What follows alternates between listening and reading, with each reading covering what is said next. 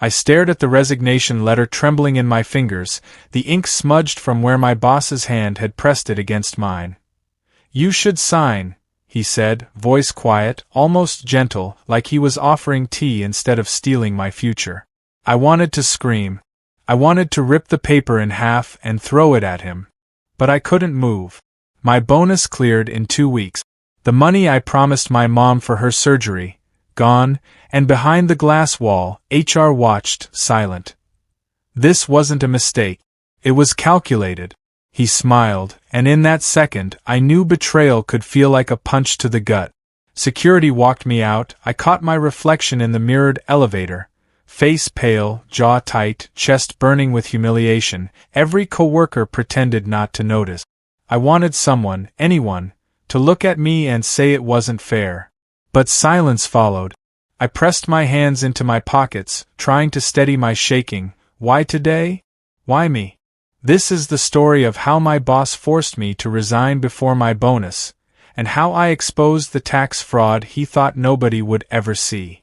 My name's Michael Reed, mid-30s, white, dependable, loyal. The kind of employee who does the work nobody notices, because that's how I survive. I believed in fairness, in loyalty. I was naive. And I paid the price.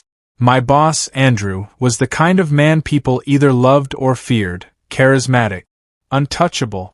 He made the office feel small, like a chessboard he controlled, and no one challenged him, until me, and he didn't like that. A year ago, I noticed strange discrepancies in the finance reports. Invoices with odd addresses. Payments routed through mysterious companies. "Not your concern," Andrew had said, leaning on my desk, smile sharp like a knife. I wrote it off at first. I trusted him. He personally promised me the bonus for closing a major client deal. I even told my mom we could finally cover her medical bills. The night before my resignation, I slept peacefully, believing him. That trust was my undoing.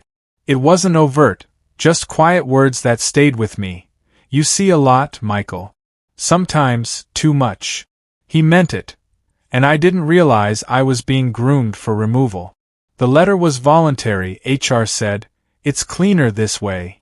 Andrew didn't even sit down. "If you don't sign, things get messy." It was clear. I was a pawn in his plan. I drove in silence, the city lights blurring past, no tears. Just a slow burn of anger. Every memory of his favoritism, every quiet humiliation, every side comment started connecting. I wasn't done yet.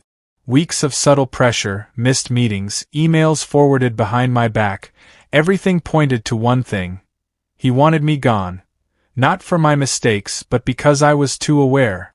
I opened my old backups, spreadsheets, receipts, invoices.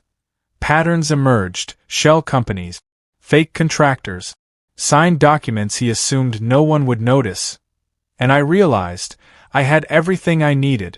I sat alone, drink in hand, no anger. No impulsive moves, patience, precision. That's how I'd win. Every piece of evidence, catalogued, verified, methodical. Weeks turned into months. I stayed low, quietly watching Andrew climb the ladder, unaware the walls were closing in. I learned everything. Habits, shortcuts, vulnerabilities. A former coworker reached out, nervous. "They're asking questions about him." I stayed calm. Silence was my weapon now. Official letters arrived. Federal auditors, Andrew didn't know yet. But I knew. Every carefully documented file was being examined. The house of cards was shaking. Internal memos leaked. Teams were reshuffled. Andrew canceled meetings. No one called him Andrew. Just the suspended executive. He was now a cautionary tale in the office. Co-workers whispered. HR avoided him. The man who controlled everything, gone overnight. The audit revealed he wasn't alone. Other executives implicated. His arrogance had been contagious, but now it was his undoing. Federal investigation confirmed tax fraud, embezzlement, and falsified reporting. Andrew was forced to take a leave. He didn't fight it. He couldn't. No calls. No confrontations, no apologies. He was silent, broken, invisible. And it was perfect justice. I found a new job. Better culture, better pay, I didn't need revenge. I had closure, dignity, and a clear conscience. I helped my mom. My life moved forward. Andrew took a plea deal, lost everything. Freedom, reputation, career, gone. Arrogance had killed him. I realized the true win wasn't in his fall, it was in my calm, careful planning, and my ability to rebuild my life while he destroyed his own. Power is quiet. Patience is lethal. Know your worth. Trust your instincts. Silence isn't weakness. You don't always need to fight fire with fire.